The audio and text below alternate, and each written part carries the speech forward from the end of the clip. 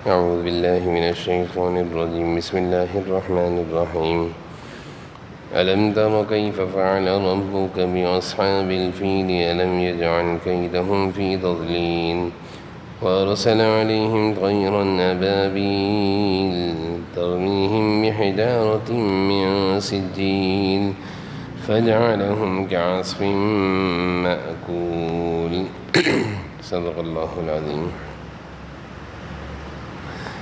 سورۃ الفیل 30ویں پارے کی صورت ہے، اس کی تلاوت ہوئی ہے. اس صورت میں اللہ تعالیٰ نے اصحاب الفیل کا تذکرہ فرمایا ہے، یعنی ہاتھی والوں کے ساتھ اللہ کا کیا معاملہ رہا. الم تر کیف فعل ربک، کیا تم نے دیکھا نہیں کہ تمہارے پروردگار نے ہاتھی والوں کے ساتھ کیا معاملہ کیا. یہ ہاتھی والے کون لوگ تھے؟ یہ ابرہہ کے لشکر کی طرف اشارہ ہے. ابرہہ یمن کا حکمران تھا اور اس نے یمن میں ایک عالی شان کلیسا، عبادت خانے کو کہتے ہیں کلیسا عیسائی مذہب میں، تعمیر کر کے یمن کے لوگوں میں یہ اعلان کر دیا کہ آئندہ کوئی شخص حج کے لیے مکہ نہ جائے. لوگوں کو مکہ مکرمہ سے روکنا چاہتا تھا اور اسی کلیسا کو بیت اللہ لوگ سمجھے. یمن کے لوگوں سے کہا یہی کلیسا ہے، اس کو بیت اللہ سمجھو، مکہ جانے کی ضرورت نہیں. عرب کے لوگ اگرچہ تھے بت پرست، لیکن حضرت ابراہیم علیہ السلام کی تعلیم کا، تبلیغ کا ان پر یہ اثر تھا کہ ان کے دلوں میں بیت اللہ کی عظمت تھی. یمن کے بادشاہ ابرہہ کی اس حرکت سے عرب کے لوگوں کو بہت غصہ آیا اور عربوں میں سے مکہ سے کوئی شخص گیا اور رات کے وقت اس کلیسا میں جا کر، جو کلیسا بیت اللہ کے مقابلے میں یمن میں تیار کیا تھا، اس میں جا کر گندگی کر دی، اور بعض روایتوں میں ہے اس کے کچھ حصے میں آگ لگا دی. ابرہہ کو جب یہ معلوم ہوا تو اس نے ایک بڑا لشکر تیار کیا اور مکہ کی طرف رخ کیا، مکہ مکرمہ کی طرف. راستے میں عرب کے کئی قبیلے ٹکرائے، ان سب سے جنگ کرتا ہوا آیا، لیکن ابرہہ کے لشکر کے ہاتھوں سب کچھ شکست ہوئی. ایک بڑا لشکر تھا. آخر کار یہ لشکر مکہ مکرمہ کے قریب وادی مغمس، ایک جگہ ہے مغمس مینا عرفات کے ساتھ، وہاں پہنچ گیا. اب آج پہنچا ہے، اگلی صبح اس نے بیت اللہ شریف پر حملہ کرنا تھا، نعوذ باللہ چڑھائی کرنی تھی. تو اس کے ہاتھیوں نے آگے بڑھنے سے انکار کر دیا. یہ بھی اللہ کی شان ہے. ہاتھی آگے نہیں بڑھ رہے، وہ اپنے لشکر کو بیت اللہ کی طرف آگے بڑھا رہا ہے، لیکن اس کا لشکر آگے نہیں بڑھ رہا. بیت اللہ کے واپس جاتے تو چل پڑتے، بیت اللہ کی طرف چلاتے تو نہیں چلتے ہاتھی. اور اسی وقت سمندر کی طرف سے عجیب و غریب قسم کے چھوٹے چھوٹے چڑیا کی طرح کے پرندے، ان کے غول کے غول، جھتے کے جھتے آئے اور اس پورے لشکر پر چھا گئے، اوپر سے چھا گئے، جیسے چھتری ہو ایسے چھتری کی طرح چھا گئے. اور ہر پرندے کی چونچ میں 3 کنکر تھے، 3 کنکر، چھوٹے چھوٹے کنکر، کھجور کی گٹلی کی طرح، جو انہوں نے لشکر کے لوگوں پر برسائے، گرائے. اور ان کنکروں نے لشکروں کے لوگوں پر وہ کام کیا جو بارود اور گولی بھی نہیں کر سکتی، کہ جس پر بھی یہ کنکری لگتی اس کے پورے جسم کو چھیدتی ہوئی زمین میں گھس جاتی، یعنی اوپر سے لے کر نیچے تک زمین تک چلے جاتی. یہ عذاب دیکھ کر سارے ہاتھی بھاگ کھڑے ہوئے. لشکر کے سپاہیوں میں سے کچھ وہیں ہلاک ہو گئے، جو لشکر کے سپاہی تھے، فوج تھی، اور کچھ بھاگ گئے، راستے میں مرے. اور ابرہہ خود بھی آیا تھا، جو یمن کا گورنر تھا.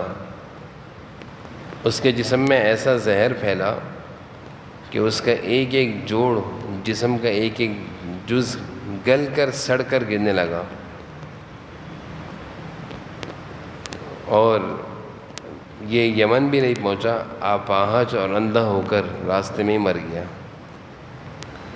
تو یہ ایک بڑا واقعہ تھا، اور یہ واقعہ حضور اکرم صلی اللہ علیہ وسلم کی ولادت باسعادت سے کچھ پہلے ہوا، یعنی 40 دن 50 دن، اور اس کے بعد جناب نبی کریم صلی اللہ علیہ وسلم کی دنیا میں ولادت ہوئی 40 دن بعد 50 دن، یعنی اسی سال آپ صلی اللہ علیہ وسلم کی ولادت ہوئی جس سال بیت اللہ شریف کے اطراف میں یہ بہت بڑا واقعہ پیش آیا تھا۔ اللہ تعالیٰ نے اس پورے واقعے کو سورۃ الفیل میں ذکر فرمایا ہے۔ اس واقعے میں بہت ساری اللہ تعالیٰ کی طرف سے ہدایات ہیں، نصیحتیں ہیں، عبرتیں ہیں کہ اللہ کے گھر کو نقصان پہنچانا، اللہ کے گھر یا اللہ کے دین سے کسی طرح کی ٹکر لینا، یا اللہ کے کسی نشانی سے ٹکر لینا، ایسا ٹکر لینے والا پھر بچتا نہیں ہے۔ الم تر کیف فعل ربک باصحاب الفیل، کیا تم نے نہیں دیکھا کہ تمہارے پروردگار نے ہاتھی والوں کے ساتھ کیا کیا؟ الم ترا، کیا تم نے دیکھا نہیں؟ کیف فعل ربک، تمہارے رب نے کیسا معاملہ کیا اصحاب الفیل، فیل کہتے ہیں ہاتھی کو، ہاتھی والوں کے ساتھ، کہ ایک بہت بڑا لشکر ہاتھیوں کا آیا اور اللہ تعالیٰ نے پورے لشکر کو نیست و نابود کر دیا۔ الم یجعل کیدہم فی تضلیل، کیا اس نے ان لوگوں کی ساری چالیں بیکار نہیں کر دیں؟ یجعل کیدہم، کید کہتے ہیں تدبیروں کو، اللہ تعالیٰ نے ان کی ساری تدبیریں، جو ایک بہت بڑی ابرہہ کی کوشش تھی اور ایک بہت بڑا لشکر لے کر آیا تھا، اس گھمنڈ میں کہ میں نعوذ باللہ مکہ سے بیت اللہ کو ختم کر دوں گا اور یمن کے بیت اللہ کو آباد کروں گا، یہ تو اللہ تعالیٰ سے ٹکر لے رہا تھا۔ اللہ کے دین کے جو معاملات ہیں، مسجدیں ہوں اور دینی شاعر جو بھی ہیں، ان کو نقصان پہنچانے والا گویا وہ اللہ سے ٹکر لے رہا ہے۔ مثال ہے کوئی نماز کے خلاف آواز اٹھا رہا ہے، کوئی قرآن کے خلاف آواز اٹھا رہا ہے، کوئی دین کے خلاف آواز اٹھا رہا ہے، تو یہ گویا اللہ سے ٹکر لے رہا ہے۔ وَأَرْسَلَ عَلَيْهِمْ طَيْرًا أَبَابِيلَ، اور ان پر غول کے غول پرندے کے چھوڑ دیے گئے۔ وَأَرْسَلَ، ہم نے بھیجا ان پر، طَيْرًا پرندے، ابابیل، ان پرندوں کا نام ابابیل کہتے ہیں مکہ میں ابھی بھی چھوٹے چھوٹے پرندے اڑ رہے ہیں بیت اللہ کے اطراف میں، مستقل اڑتے رہتے ہیں، چوں چوں آوازیں بھی آتی ہیں، کہتے ہیں کہ یہ وہی پرندے ہیں جو اللہ تعالیٰ نے اپنے گھر کی حفاظت کے لیے ابرہہ کے لشکر پر بھیجے تھے۔ تو اللہ تعالیٰ فرما رہے ہیں ہم نے پرندوں کے غول جھتوں کے جھتے اس لشکر پر چھوڑ دیے، چھوٹے چھوٹے سے پرندے تھے، چھوٹی سی کنکری تھی، اتنے بڑے ہاتھیوں والے لشکر کو ختم کر دیا اللہ نے۔ ترمیہم بحجارۃ من سجیل، جو ان پر پکی مٹی کے پتھر پھینک رہے تھے، ترمیہم مانے پھینک رہے تھے، حجارہ مانے پتھر، سجیل پکے مٹی کے، یعنی پکے پتھر تھے۔ اللہ تعالیٰ فرماتے چھوٹے چھوٹے پتھر ان پر پھینک رہے تھے، گرا رہے تھے، اور اس چھوٹے پتھر سے پورا لشکر تباہ و برباد ہو گیا۔ فجعلہم کعصف مأکول، چنانچہ انہیں ایسا کر دیا جیسے کھایا ہوا بھوسا، کعصف مأکول، جیسے بھوسا ہوتا ہے جانور کے آگے، کھایا ہوا بھوسا چورا چورا ہوتا ہے، بالکل چورا چورا۔ اللہ تعالیٰ نے اس پورے لشکر کو جو بہت جاہ و جلال اور سامان ہتھیار اور ہاتھیوں اور فوجوں کے ساتھ آیا تھا، اللہ تعالیٰ نے اس پورے لشکر کو بھوسے کی طرح ختم کر دیا، چورا چورا کر دیا۔ صرف ایک چیز تھی کہ اللہ تعالیٰ سے ٹکر لی تھی، اللہ تعالیٰ سے ٹکر لی تھی، اور جو اللہ تعالیٰ سے ٹکر لے، اللہ کی دین سے ٹکر لینا، اللہ سے ٹکر لینا ہے، وہ بچ نہیں سکتا۔ یہ انسان کی سوچ ہے کہ میں یہ کر دوں گا وہ کر دوں گا، لیکن وہ کچھ بھی نہیں کر سکتا۔ اللہ تعالیٰ ڈھیل دیتے ہیں، رعایت دیتے ہیں۔ یہ ابرہہ یمن کا حکمران تھا، یہ بڑا گھمنڈ میں لشکر لے کر چلا تھا، اللہ اس کو ڈھیل دے رہے تھے۔ یہ پورا لشکر لے کر مکہ پہنچ گیا، اللہ نے پورے راستے اس کو کچھ نہیں کہا، مکہ کے قریب آ کر اللہ نے اس کو برباد کیا۔ اور پھر اللہ تعالیٰ نے یہ بھی ثابت کر دیا کہ اپنے گھر کی حفاظت کے لیے اللہ کو کوئی بڑی فوج اتارنے کی ضرورت نہیں ہے۔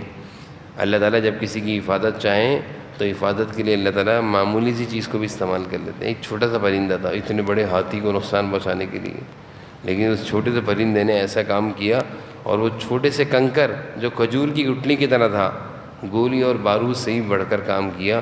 اللہ تعالیٰ نے رہتی دنیا تک کے انسانوں کو یہ بات سمجھا دی کہ اللہ کی طاقت، اللہ کی کا غضب جلال یہ بہت زیادہ خطرناک ہے، کوئی بھی اللہ تعالیٰ کے آگے نہیں ٹھہر سکتا۔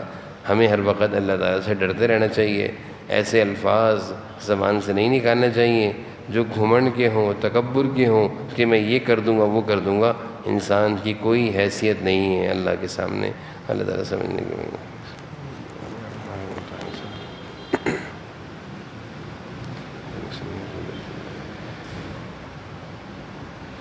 صلی اللہ علیہ وسلم۔